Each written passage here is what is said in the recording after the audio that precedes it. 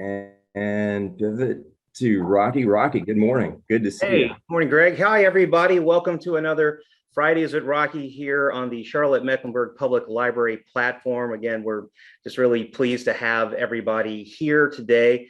We've got a very important topic that obviously hits entire country, but obviously became much of a huge issue here in Charlotte, and that was the overarching topic of social mobility. And obviously, this group that we're going to be introduced today, My Brother's Keeper Charlotte, was created in the wake of this Chetty study. But to kind of bring us back, let's for those of you who are not super familiar with this study, which sort of really sort of changed a lot of our interactions in the city of Charlotte. This study, which was published in 2014, basically said that the Charlotte area, so they actually looked at Mecklenburg, but then also, I think, 3 counties to the south in South Carolina and maybe 2 other counties in North Carolina, but it had the worst economic mobility among the nation's largest metro areas.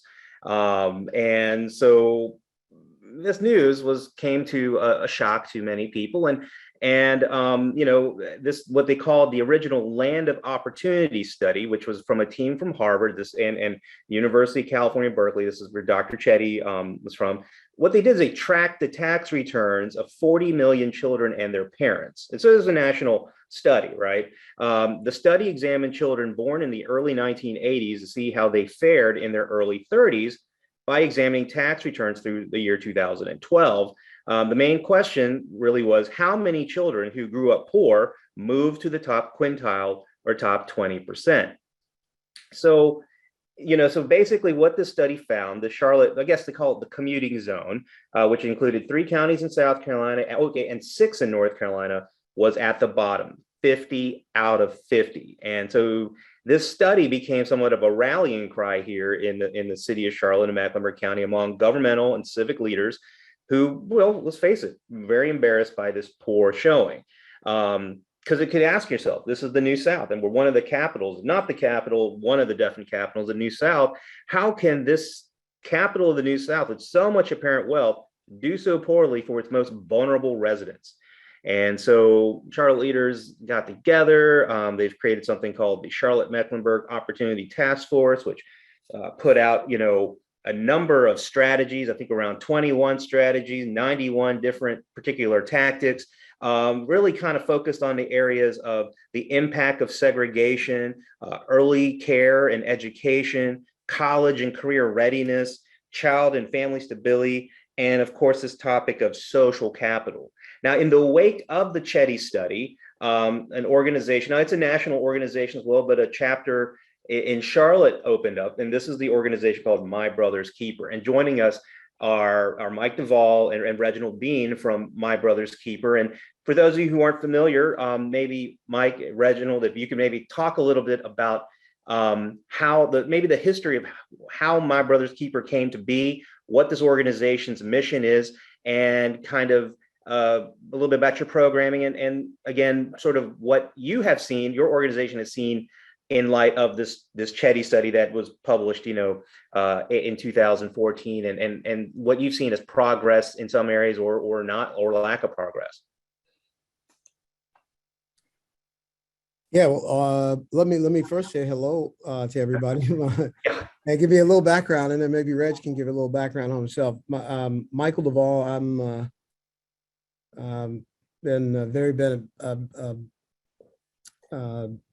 I've had a really good career. Let's just say I've worked in the nonprofit industry for 40 plus years, all pretty much in one organization called the YMCA. And I actually do this job nationally for our national wise, focusing on boys, young men of color. But Reg and I are part of the founding group.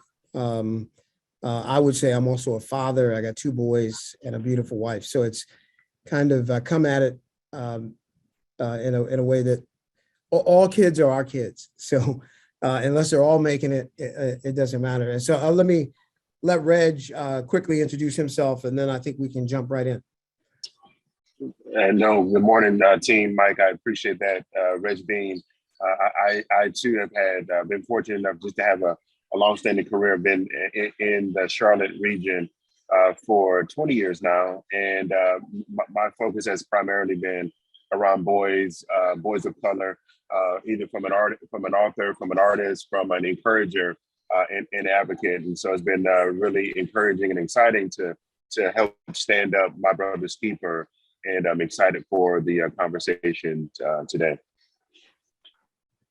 So Mike and Reginald, maybe you can take us back. So the Chetty study is out.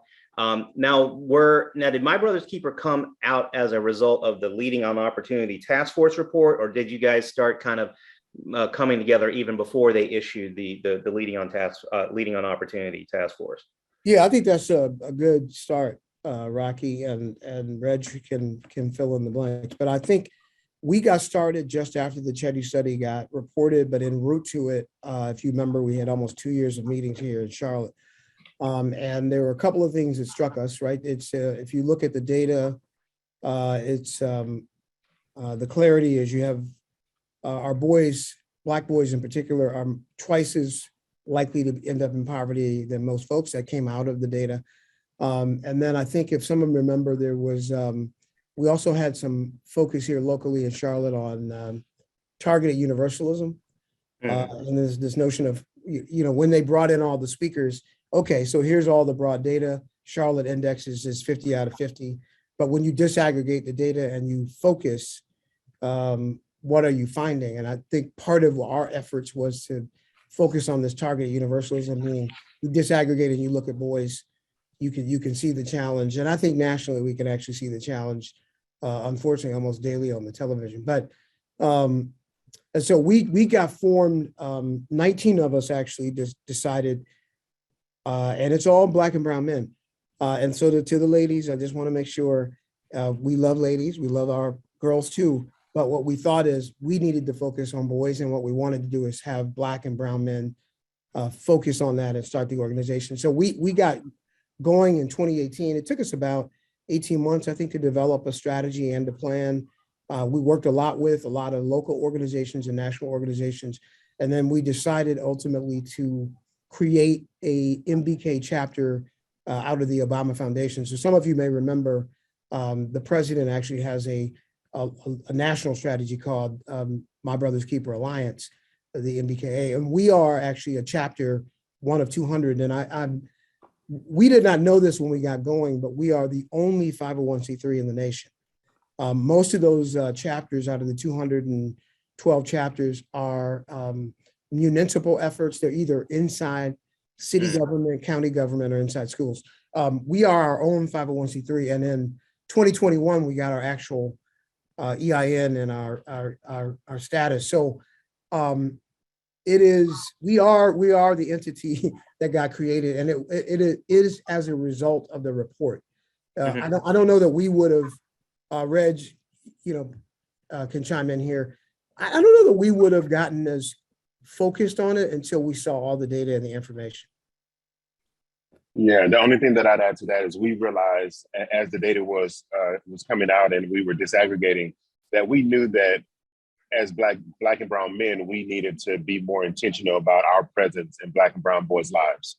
So we knew that going into it. So the data actually informed our efforts and kind of exacerbated or expedited that process. But we knew that going into it, that Black and brown men needed to be more present in Black and brown boys' lives.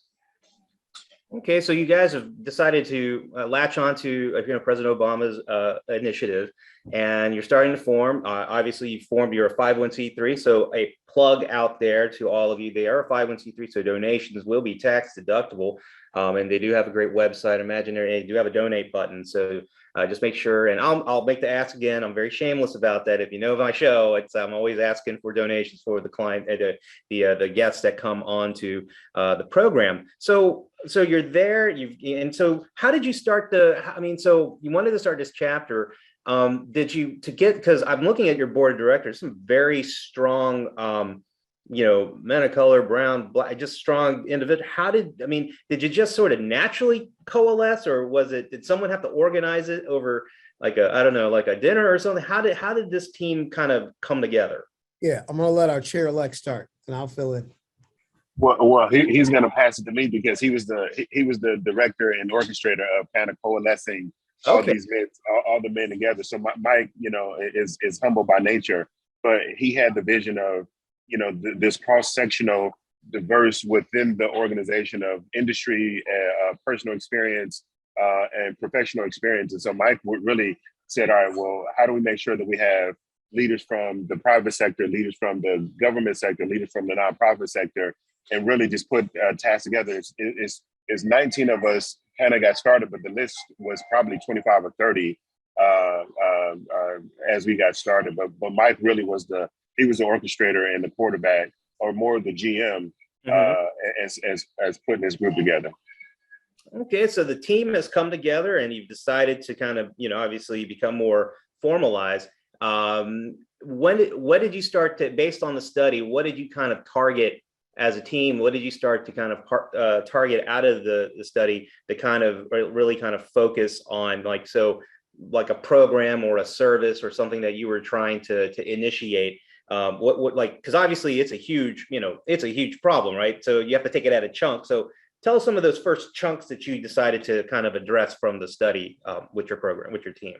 Yeah. Let me. Oh, go ahead, Rich. Yeah. No, I was going to say one other thing that we realized is culturally within the city that there were several nonprofit organizations kind of already had their hand in the space of trying to address many of the challenges that were identified. So the one thing that we didn't want to do is create another program.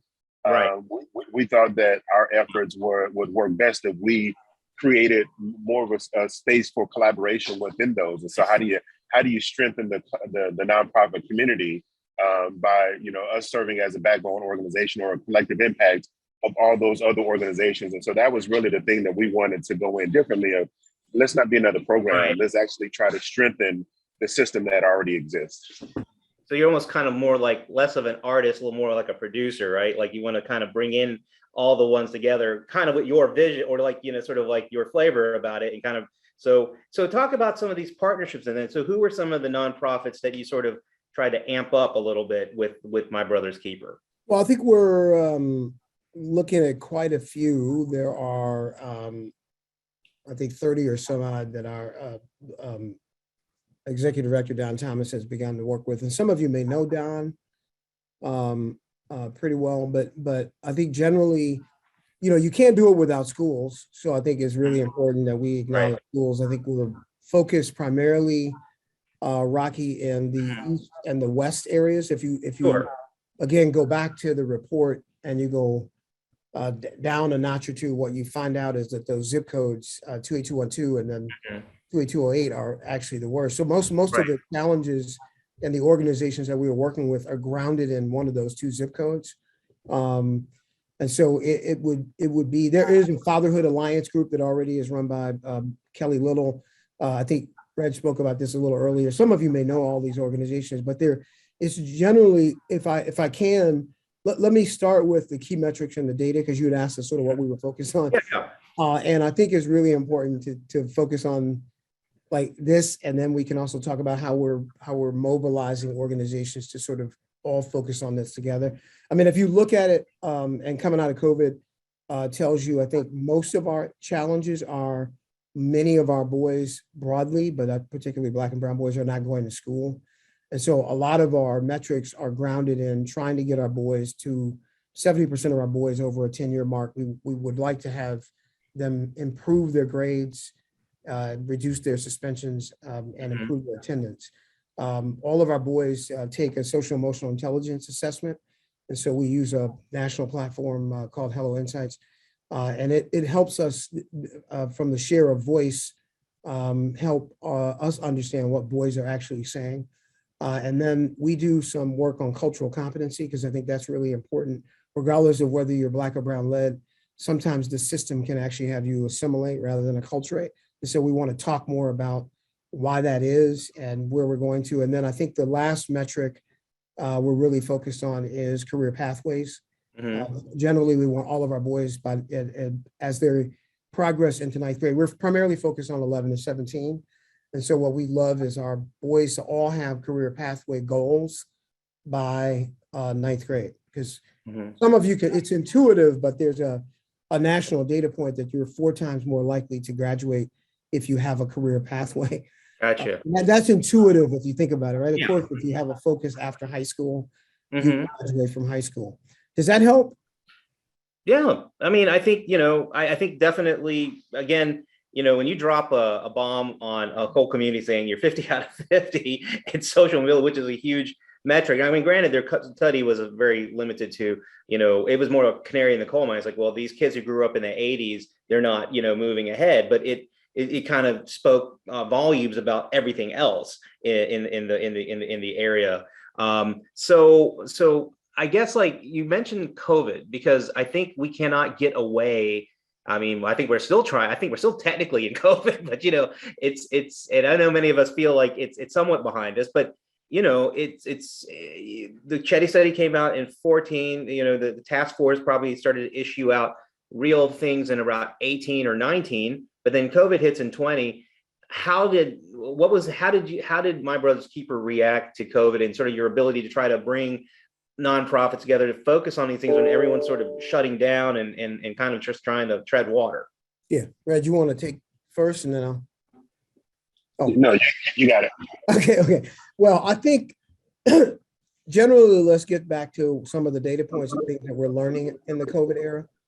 I think if you take just the low to moderate income schools in Charlotte Mecklenburg schools, and I'm just looking at the low to moderate, right? So you imagine it's 160 plus schools, the bottom third of the socioeconomic realm.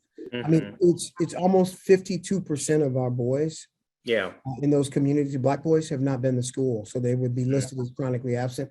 It's 41.2% of Latino boys.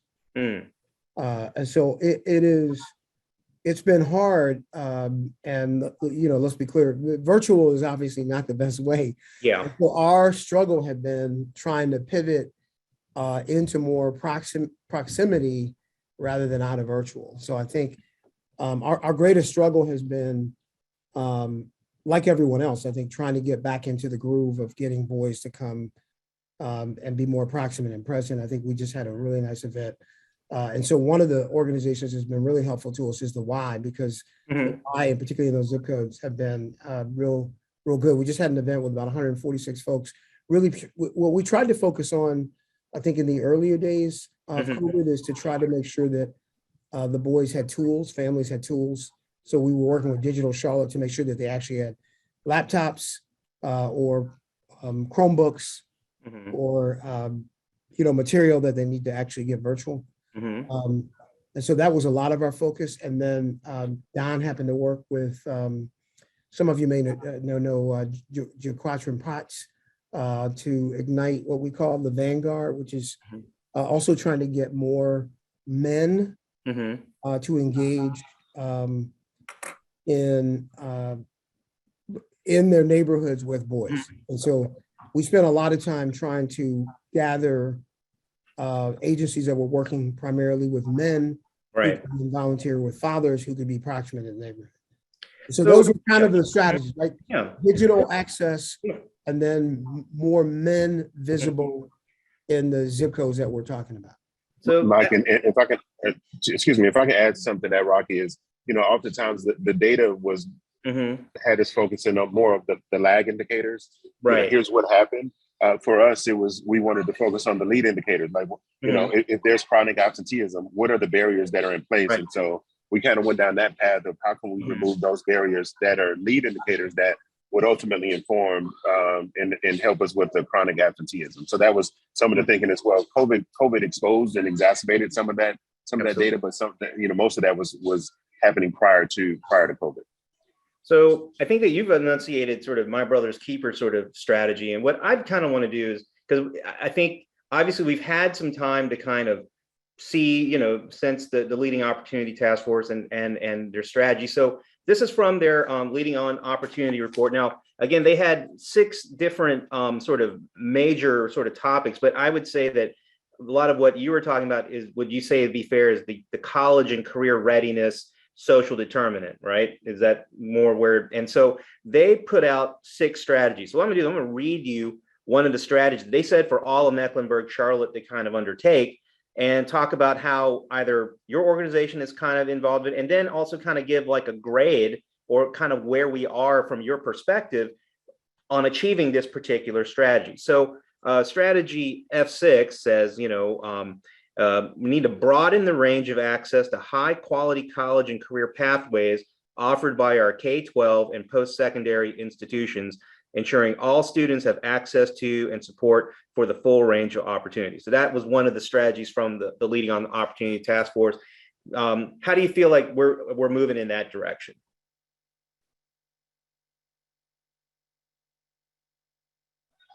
Oh, Mike, you're on. If I had to give a grade, I guess essentially we're grading CMS, right? And so CMS itself has had, many challenges, pre-COVID and during COVID. So, I'd say, if we're passing, it's a barely passing grade, just, collectively, right? And so there's been some energy and effort around it, but I don't think we've actually solved that. I don't think we've actually solved that. So if I'm giving a C minus, D plus. I mean, it sounds like your organization is trying to work within the strategy, like you're helping to push the strategy when it says broaden the range of access to high quality college and career pathways. Because I think, Mike, I think you had introduced us to this concept of the career pathway. So it sounds like My Brother's Keeper is definitely in line with the strategy and trying to push it forward. And hopefully, maybe the other organizations and partners and stakeholders will tack on as well. What do you think is any barriers to this particular strategy of like broadening the range of access to high quality college and career pathways offered by our K-12 and post-secondary institutions, ensuring all students have access to and support for the full range of opportunities? Are you asking us the grade on that? I mean, a grade or what do you when that strategy is put out, it's kind of like, so it's almost kind of like think of like a GM comes out for your sports teams and here are our strategies, and this is like, back to that. How did it work out? We hired this Matt Rule to come and do all this stuff, and how that work out, and then Matt Darnold or whatever his name is, how did that, I mean, it's sort of an assessment there. Well, maybe I'll do another strategy here because there's 6 of them here, so we'll kind of. So here was another strategy they put out, the task force. It brought everybody together. They put a lot of resources into it. How are we moving along with equipping all students and their parents with the information and guidance they need to understand and navigate multiple college and career pathways, preparation, and processes? Yeah, but so let me just say, I saw something in the chat, and I think we're generally working with communities and schools, but and I think if we're not, please, I know we know Menchai well, but we this is a collective effort. Let me say this broadly, because we could probably say this about every goal you're going to read. Mm-hmm. Charlotte has clearly got to be a barely passing grade. Reg just talked about this. So you can't be 50 out of 50 and not have basically a failing grade in almost any one of these. Let me say, I think the one thing that I think the whole city, county, region needs to focus on is some sort of collective dashboard. Okay. Generally, and I think I said this because NPR called and asked us the same question. Mm-hmm. I think generally, right, is I'm going to be really clear to the group. There are, if there was not enough resources to focus on this prior to, there are more than enough resources in the last 16, 18 months. So people say, really? And I say, think about it for a second. We spent millions of dollars on research, right? From the Foundation for the Carolinas and others, millions of dollars on this research. Okay, so that's one. The question is, do we need, wherever that money came from, we still have that money. We should be allocating more money. It's rarely about, to me, the resources. It's mostly about the resource allocation. Okay. So the other piece I would tell you is, I think we're all familiar, because in theory, we're all paying for it and are going to pay for it for years to come. There's $1.9 trillion coming down from the federal government. $1.9 trillion. Let me say that again. Okay, and I think if you drill that down out of the American Rescue Plan Act, ARPA, right, is what people call it, the ARPA money. In Charlotte, if I'm not mistaken, if you take the city, the county, and the schools together, it's $750 million. Okay, let me go back. If you take Charlotte schools, which I think is like almost 300 million, you take the city and the county, there's $750 million that essentially the federal government has allocated to Charlotte in the COVID era to get after, right, all of the things that happened during COVID. Right. So generally for us, what I would say to you is, yeah, I mean, Charlotte's we know we have a focus. There was a lot of work done in that economic mobility report. The question is, what's our report card broadly? Gotcha. And our resource allocation strategy specifically. Well, So if you're not allocating the resources, it ain't gonna matter, right? Well, So that's what I would say generally about each one of the strategies. I know Reg is coming on. Yeah. That'd be my brother too. Yeah, again, I go to the culture of a system, right? So if Charlotte is a system, the culture of Charlotte has not been, at least since I've been here in the last 20 years, it has not been to see something through holistically, right? So, even, we've been at this for 18 to 24 months.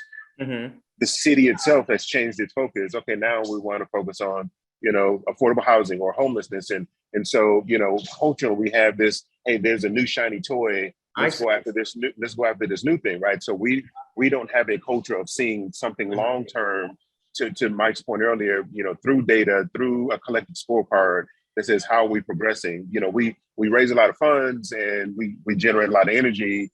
And then because that would be saying there's only one problem, right? The city has multiple problems that we can do multiple things simultaneously.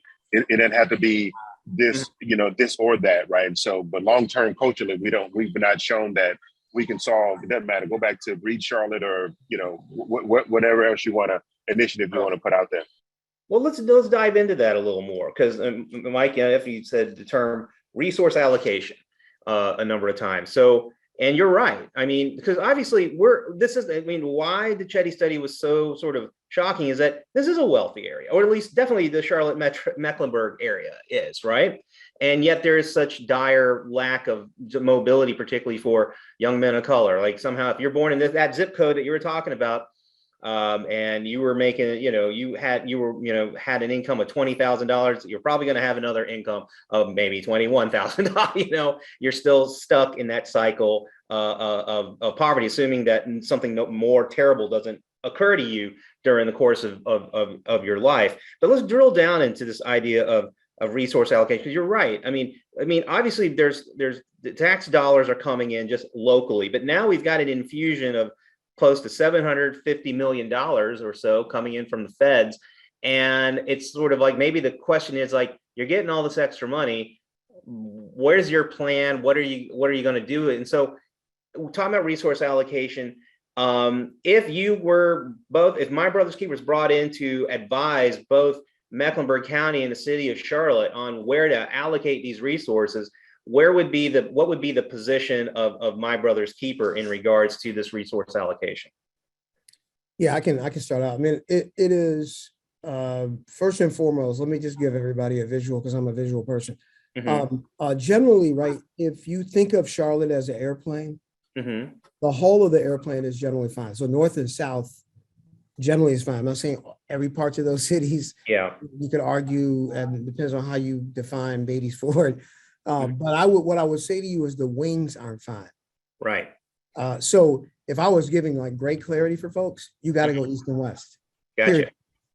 Because Charlotte cannot fly unless the east and the west are doing better. That's period. True. Most of those schools that are struggling, you have low third grade literacy rates. Therefore, you have functional illiteracy.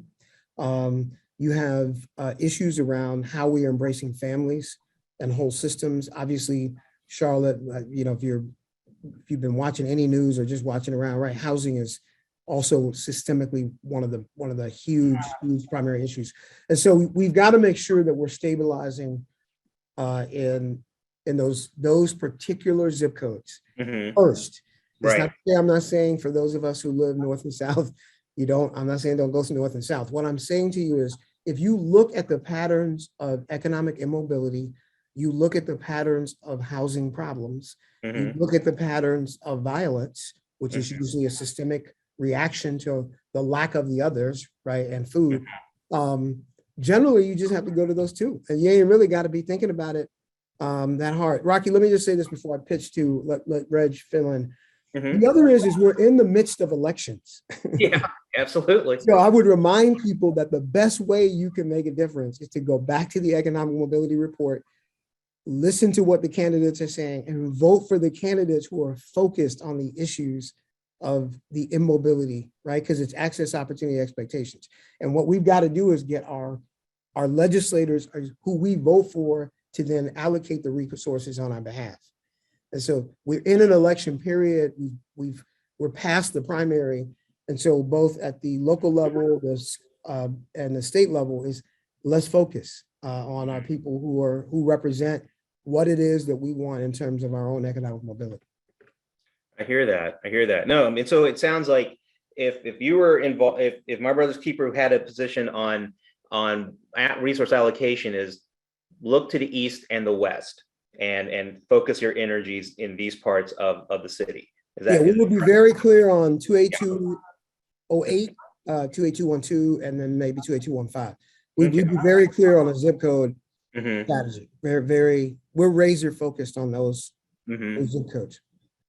Yeah, and it sounds like if you can make a difference in those zip codes and you can move the needle there, then I think that would be an indicator that pretty much everybody else is probably going to be doing pretty well too, right? Because it's the classic canary in the coal mine thing. If the canary comes out, hey, we can go mine, right? But if not, then maybe not so a good day for that.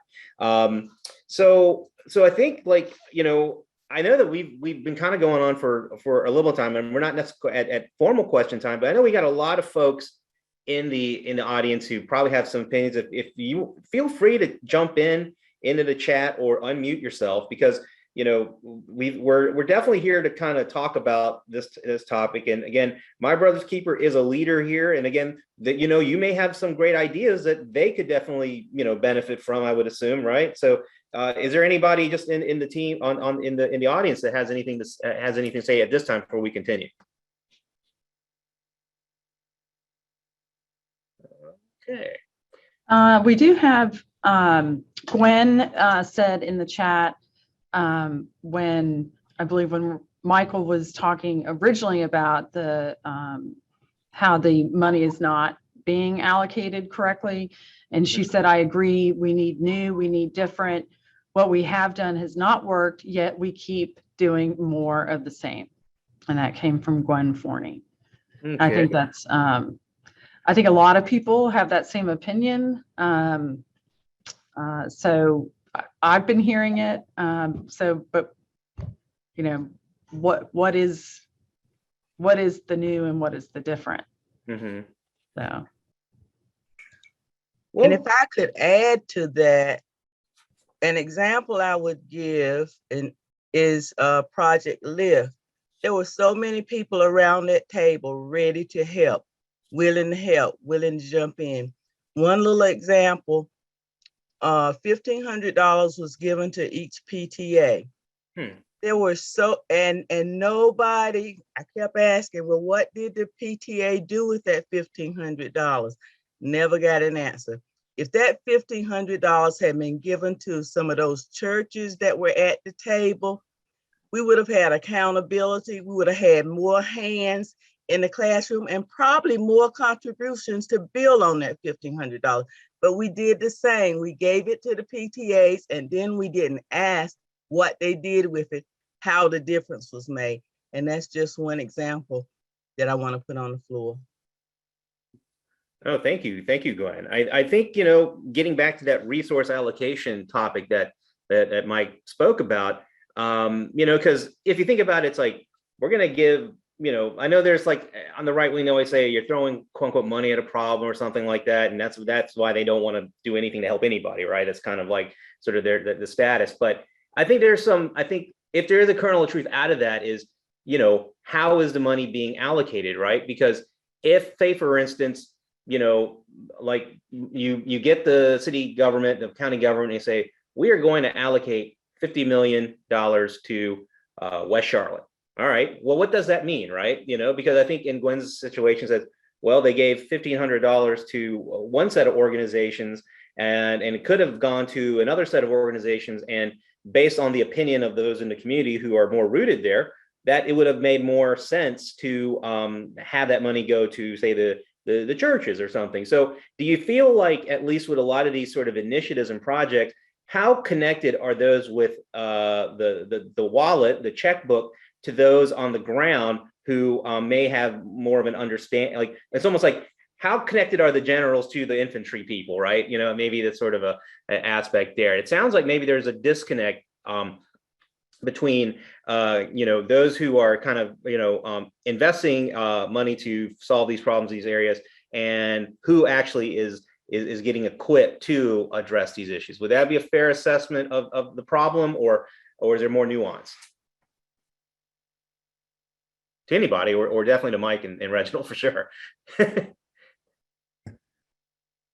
I mean, I think the answer to the question is all of the above. I would say to Rocky this, and I want to be mindful. Yeah, we have entities, big, giant institutions of the city, the county, and the schools, but I think we have to drill this down to the proximity of who we are and what we want. And I would say to you, when we agreed to pull this group together, what we also agreed to do is to not create a program. Because we felt like there were enough programs, right? So people ask that, well, how do we know MBK will be successful over the years? Well, when the programs are stronger. Our job would be to pull information, pull together. We're around collective impact. We've got some sense of the measurement, but I think it's generally to get, what everybody has to really understand is, this is what I say about voting, is each of us individually on this call makes a difference. And we can talk about the big systems and the system inequities and all the other, but generally how we started is, I was talking to Reg, who I'm good friends with also outside of it, and Anthony Trotman and some of the others you can see on the list, Keith Cockrell, and I actually personally got tired of talking about it. And I said to them, like, look, we can keep talking about the problem, or we can create something that will allow us to be proximate to helping be part of the solution. And I really would challenge the group here, is there's no small idea. I would totally agree also that for us, at least in particular, right, we wanted to be more grassroots focused. And so Don Thomas, our ED, has been more of the trigger to not necessarily have a high level strategy that isn't talking to the ground. Back to your question, because I think that's where the answer is. And I think even in the frontline practitioners, not just the organization, but who are those frontline practitioners, and how, and to me, the way you rinse to get to another problem is through our new ideas and fresh water. And, you know, if we just talk about our own organization, Reg and I, technically I should have been chair for one more year. And I said to Reg, I've been at the helm too long. Okay. And I need to switch this because we need fresh eyes and fresh thinking. And so Reg is going to come on a year earlier.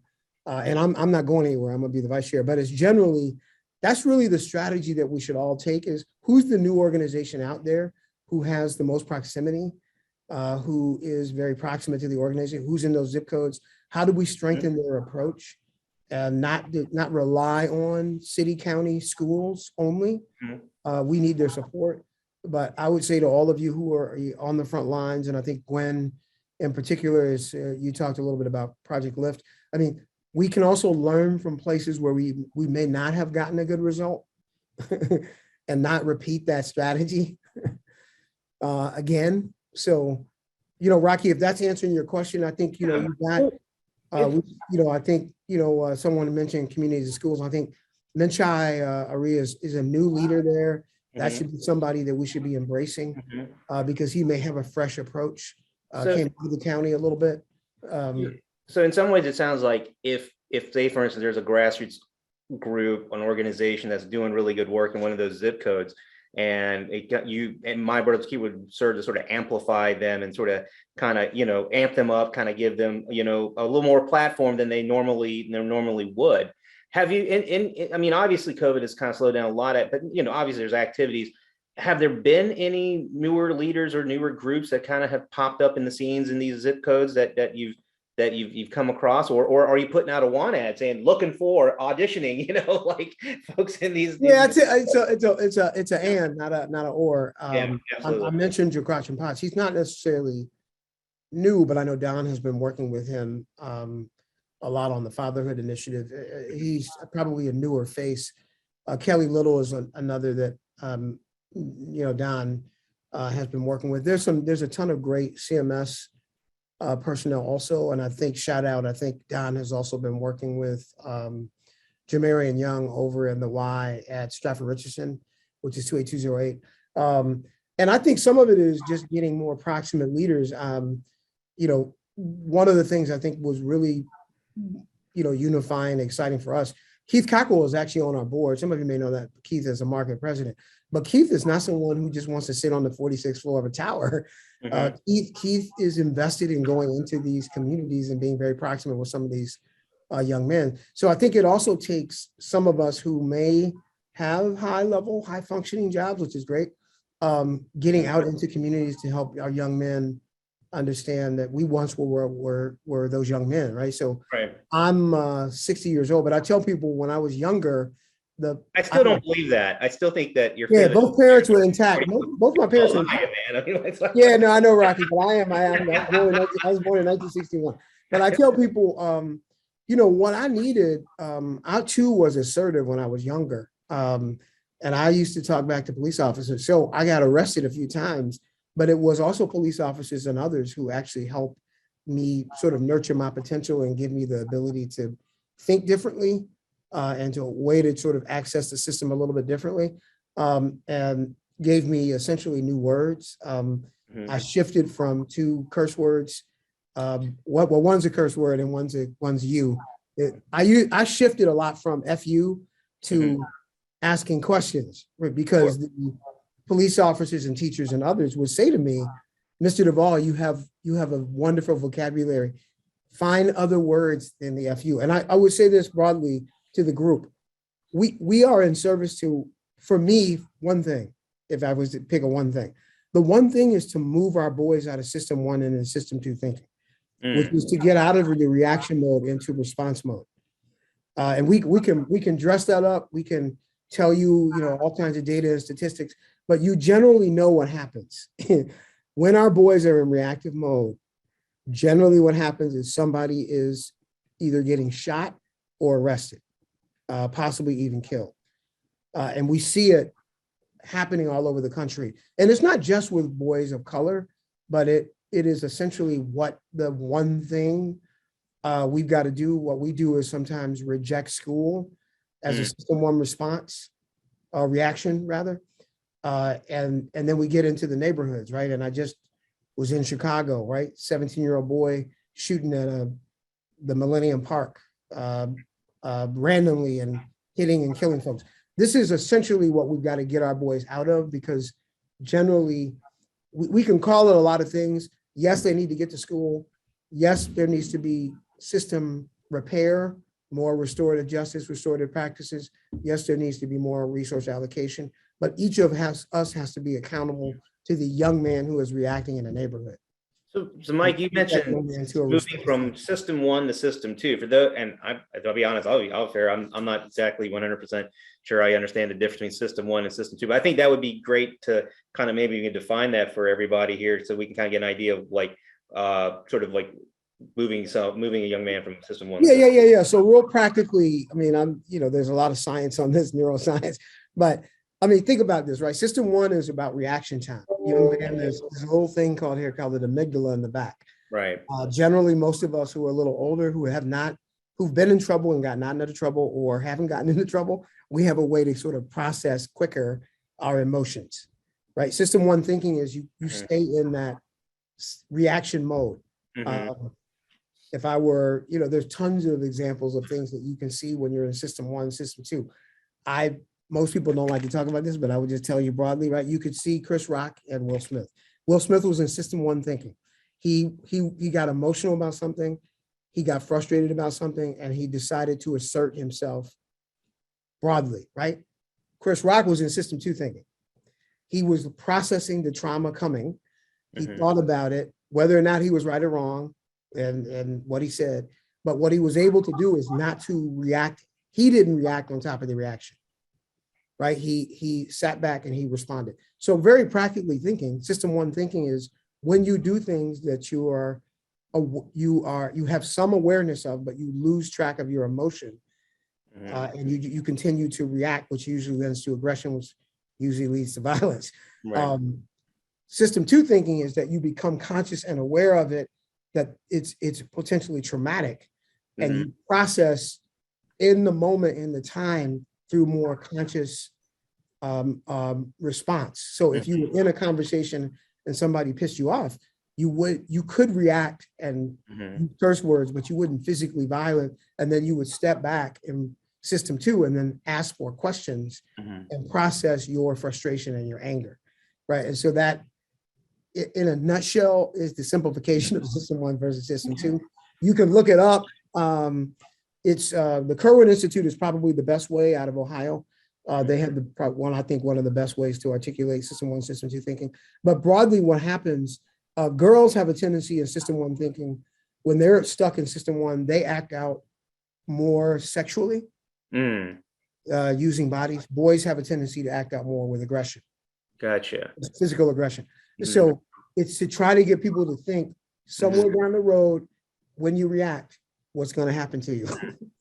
It almost, yeah. You know, those of us who are parents, it's, you know, why we ask our kids questions, so that they can process the emotion and get to a place where they're able to respond, not to react. Does that help? Yeah. I mean, it sounds a little bit similar. I mean, it probably dovetails with a lot of the discourse about trauma. And I mentioned the term trauma as well, that, you know, like, I know, like, they have something called the ACEs score, and that if you've suffered a divorce, or you've been, you know, assaulted by family members or something growing up, that it increases your ACEs score, and hence understanding trauma to sort of, you know, to better understand, like, why, you know, some people may not necessarily be moving at the pace, you know, evolving, growing, maturing at a pace based on the level of the trauma. And I think that this idea, it sounds like really at essence, what My Brother's Keeper is, number one, I mean, it's a biblical term. It's obvious, says that you are your brother's keeper, that this is not an individual sort of, you know, situation, that we do take responsibility and do care. But I think, you know, I think it sounds like the essence is moving young men from that System 1 thinking to that System 2 thing, so they can become true leaders, true in their communities and their families and such. Looks like we got some questions here in the chat, so let's, because now we're definitely in question time. Now we've definitely hit the point in the show here. So so we got something from Lawrence here. It says, how can a new school superintendent help with my brother's keeper's goals or emphasis? Any big expectations? And also, they appreciate the Will Smith, Chris Rock story. Reg, you want to answer that? You want me to start? No, brother, you on the roll. You got the data right there. Yeah, Reg. Somewhere in there, you got the data. But the only thing that I would add to that, and to go back to your point around resource allocation, is a greater sense of accountability that accompanies that resource allocation, right? So, it's one thing to have empowerment and allocating those resources, but to have the accountability that's associated with it for all the parties that are involved. I think oftentimes that's the thing that's lacking, is the community awareness, but then the accountability that goes along with it. But no, I'll toss it back over to you on the CMS superintendent. Yeah, Reg. Thank you, Reg. Thank you. Some people tell me, I get a lot of mixed reviews on whether I should bring up Chris Rock and Will Smith. And I tell people the reason I bring that up is because it's the most visible way we can articulate Black on Black crime and what privilege does to us, even as Black people. So I just want to be clear with people. I'm about focusing on how to get boys better. And we can talk about all kinds of things, but we have a lot of examples of things that will teach us what not to do. So let me answer the question. What the most important thing, if I were to be really clear about schools and any of us who are in the youth business, the most important thing we can do is spend more money on cultural responsiveness. And let me be clear, there are not bad children.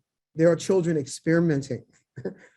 If you're 11 to 17, I had two boys, man, and they had a loving home and everything else. We had all kinds of issues with my boys, experimenting at home with language and, level of assertion and, talking back to my wife, and, my wife came from a house of all girls. And I would say to her, hey, they got to talk back somewhere, right? They got to experiment. And so I think the cultural of responsiveness, to me, is the one thing that a school district can do to help boys in particular, is spend more time talking about culture of self, right? And there are tons of assessments where you can do a culture of self, and how we get to the promised land of how to make create an environment where boys are better, where there's more of a sense of belonging. We cannot do that solely with Black men and brown men. We have to do that with women. And we have to do that with folks in the non-binary categories. So, but the issue is, until you can understand your own culture and why that culture is important to you, it's going to be really hard for you to embrace those boys.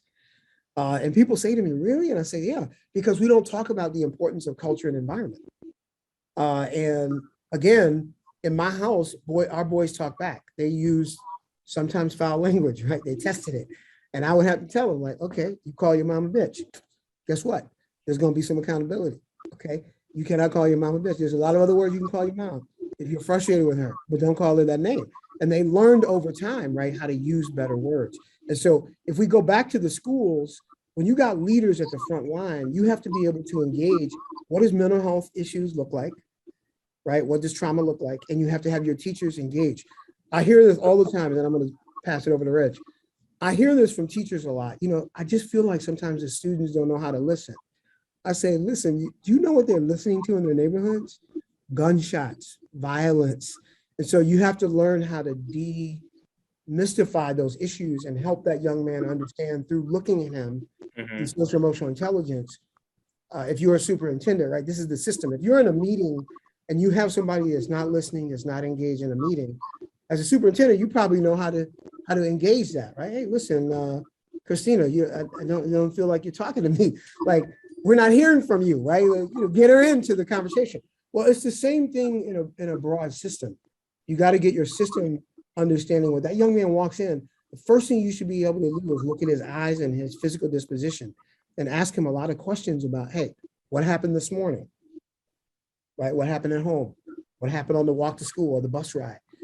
Because there's probably contextual clues that help you understand, hey, he's frustrated and we need to engage the frustration. Because if you don't do that early and often, we have so many examples.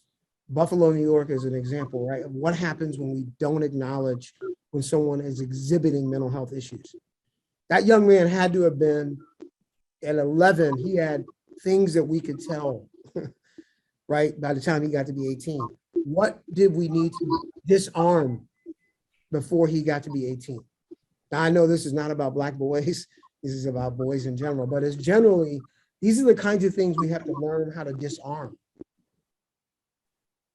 Yeah. Yeah, if I can jump in there. So if I was advising the superintendent, I would say, growth can mask so many things. So, this city has been growing for the last 20 years. So, growth can mask many, many problems. I would say to the new superintendent to be audacious in the vision going forward. Let's not try to make incremental iterations of, like, let's be audacious in the vision for our young people. And there are so many businesses and business leaders that children attend CMS, right? So it's a vested interest for everybody to make sure that this is a success. Leverage the business partners, leverage the community partners. Don't necessarily try to tackle this with the experience from an academic or educational perspective. But I would say be so audacious. And there's examples across the country on what's worked well and what's not worked well. But I'd say be audacious because the next wave of the next season of growth for this city is going to be determined by how successful our young people are within the school system. Yeah, the only other, Reg, real quick, Lawrence, I would say is, also get out into community and try not to build audacious goals without them, but go listen to some of the people in some of those zip codes and ask them what do they need, and then build a bold strategy around what they told you they needed rather than your academic prowess of what you think they need. No, man, it's a little unique in every city. So no matter where you're coming from, like, build with where you are. We got another question in the chat here from Janessa. How can we get boys mentor groups pushed into school and know that mentors will be consistent? These young men, especially elementary age, need that consistent factor. I think that's good. I would ask Janisa to come off mute and Yeah. tell us what you're thinking, because you probably have the answer. All right. Hello, everybody. My name is Janessa Brown. I currently work for Communities in Schools, and I am at an elementary school. I hope everybody is doing well. As a part of my role, I, push into the community and try to get partnerships for my school. That's one thing about my role. I have a caseload of 75 kids, and they meet a certain criteria. So either, they don't come to school that often, poverty, just all those contributing factors. And a part of my program is to keep these kids engaged in school. A lot of my parents who I've been registering for the program is like, oh, my kids would love to have a mentor. I do have more boys than girls. And they are between 3rd and 5th grade, but they are looking to, they want a mentor. And I asked these kids, would you be okay if we had somebody come out? Yeah, I would like a man. And I think about, a lot of my families come from single parent homes. And some of them single parent homes are not with neither of their father or their mother. The grandmothers are raising them, aunties are raising them. I do have a few kids who have older sisters, in their 30s, and mom is just not capable of raising them, and they're raising their siblings. So I just want to be able to provide an opportunity for my boys. And, I'm not forgetting about my young ladies as well, but, overall for my boys to really have somebody. And I can speak from experience. I am a native of Charlotte. I grew up where the school is located at. So we're right here off of Beatty's Ford Road behind Northwest. I grew up in that area as well. And then, I went to West Charlotte, and I went to JT Williams, and, just all those, Title I schools. So I know the culture of Title I and the culture of, just being raised in Charlotte off Beatty's Ford Road. I went to North Carolina Central. I graduated Eagle Pride, and, and I went there and got my bachelor's and my master's, and that was my mission, that I feel like I needed to come back and serve in my community. I also work for Park and Rec, so I'm able to provide my families with, those summer camp resources, or just resources in general. But I do, when I took this job initially with Communities in Schools, being a youth development coordinator, I wanted to reach out as many community partners to see that we're just not a Title I school off Beatty's Ford Road. We're a creative arts school. We have a lot of things. We have dance, drama, art, orchestra, band. So we're exposing our kids to different things outside of the norm, but we need those community resources and the consistency of those community resources to come in and help our kids. Yeah, I would say, for those who don't know the link, mbkcltmecklenburg.org, if you jump on that, I think our answer is to try to do that through the Vanguard and the Fatherhood Initiative. I think what we're saying is, and I said this a little bit earlier, we can all talk about the problems, right? But the question is, what are we doing about it? I can tell you that the data says, I think it's 6 times greater. If a young man lives in a neighborhood and has, and may be coming from a single household where there's no male in the household, as long as that young man has the ability to interact with males outside the home, it has a 6 times greater feeling on his epigenetics. In other words, his biological disposition on how he embraces the world changes if he has more men in his life. And so this is that's what I said I started with. I can talk about this, but I see all boys as my boys. I raise boys, and fortunately, they're paying taxes, they're filing their 1040s, and they're off mine and on theirs. But generally, right, we all have to see these kids as our kids, and we can't, it's not the school's problem, it's not the city's problem, it's not the county's problem alone, right? It's our collective problem. And I would say, if we could charge nobody else on if you don't get involved with My Brother's Keeper, then get involved with Communities in Schools. when Janessa is looking for volunteers, like volunteer, get out of your house, stop trying to solve the problem from being on a call or challenging people through email or whatever. Proximity is what solves issues. So they generally, Janessa, we have enough men in the city to surround your school. And that's what we should be thinking about. Got a problem, we should surround your school. And by the way, ladies, you too, we need women too, but I think generally boys broadly need more men in their lives. And we need to just make sure that there's more men available, and men have to get off the seat, stop talking about it, and be. Yeah, definitely. And thank you for that. And I'm not just paddling for my school, I'm paddling for all communities and schools. I don't know if anybody's familiar with that, but we don't just target elementary, it's middle school and high school. And there are different levels, but I know that the foundation is in elementary.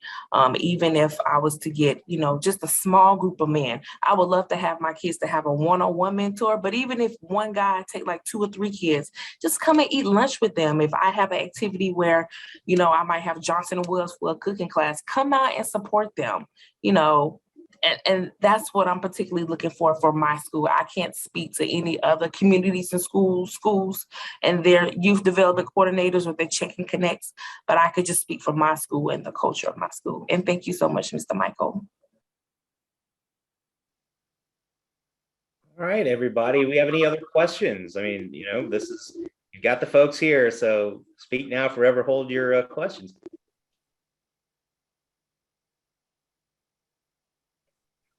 Okay, well, I guess, the hour has come up.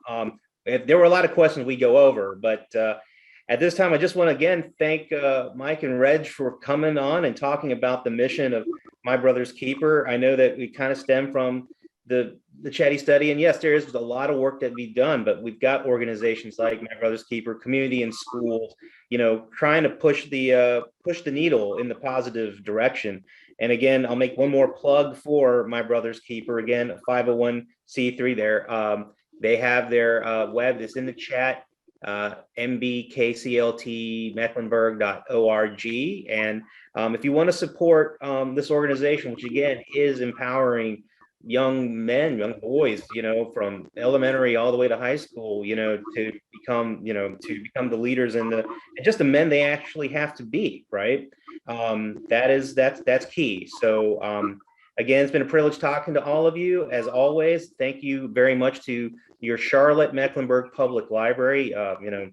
Without their support, we wouldn't have this program available. So always support your public library as much as possible. So we don't have our next show scheduled yet, but obviously you're all on our library listserv, and we'll let you know when the next Fridays with Rocky goes live on the air, probably sometime in June, right, Greg? Yeah. Christy? Mhm. Yeah. Yeah. Okay. All right, guys. Well, thank you. Have a fantastic weekend. Michael, Reggie, thanks so much. And be good to everybody. Take care. Log off. Really enjoyed the conversation. I'd love to be able to stay on the invite list for future conversations. Yeah, we'll do. Thanks, everyone. Thank you so much. Hey, thank you. Lawrence, thank you for the question. Take care. Yeah.